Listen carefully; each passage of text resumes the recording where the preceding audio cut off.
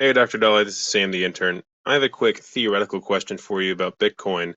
I personally haven't really drunk the Kool-Aid of this being a good asset class to invest in, but a friend pointed out an interesting mathematical curiosity to me. It seems to me that if you were to take advantage of its hyper volatility, you could rebalance your portfolio by selling when it's high, buying when it's low, and overall increasing your net returns, not based on the asset class itself appreciating in value, but based on its ability to be volatile and to utilize that in the other aspects of your portfolio. How do you feel about that? Is that just trying to overly complicate things, or is that a decent strategy to manipulate the volatility of this asset class? Thanks for all you do.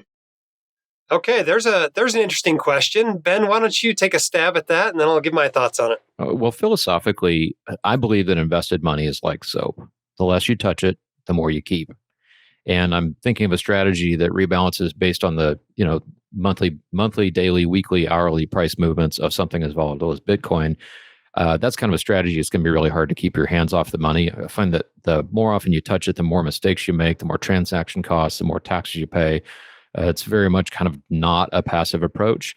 And, I also see, if we look at this in terms of modern portfolio theory, where you hold a basket of assets that have inverse or negative or no correlations, that's the theory, but I don't want to own an asset class that has a zero expected return.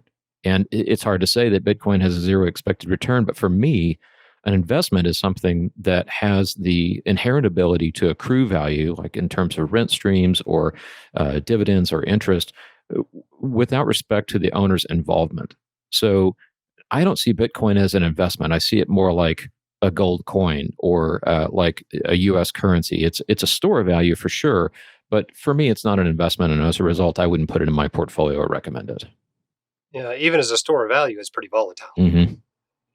Yeah, it's interesting. The underlying this question is something that I think we ought to point out as perhaps fallacy, which is the idea that you know when it's high and you know when it's low. Mm-hmm. And I don't think you know that for any asset class, particularly Bitcoin. Mm-hmm. For example, if your plan is to trade this, selling it when it's 30,000 or selling it when it's 60,000 and buying it when it's 30,000, and then it goes to 15,000. Well, what do you do now? Right? You just bought it at 30,000 and now it's 15,000.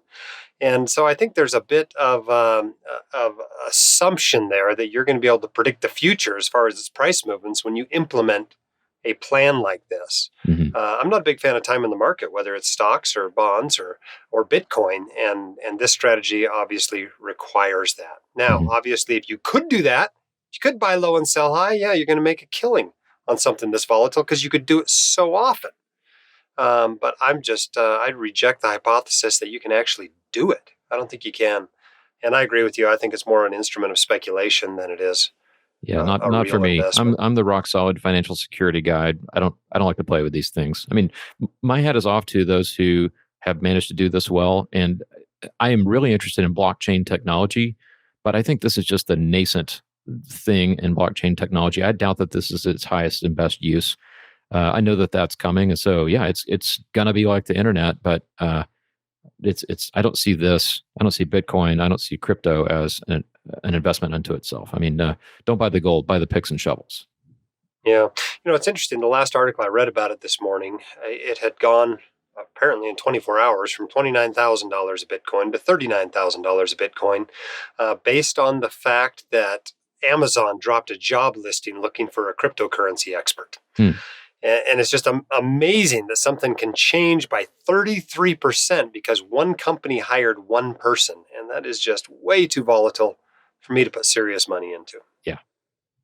If you want your questions answered by the White Coat Investor, record your question at whitecoatinvestor.com/YQA or click the link in the description. My dad, your host, Dr. Dolly, is a practicing emergency physician, blogger, author, and podcaster.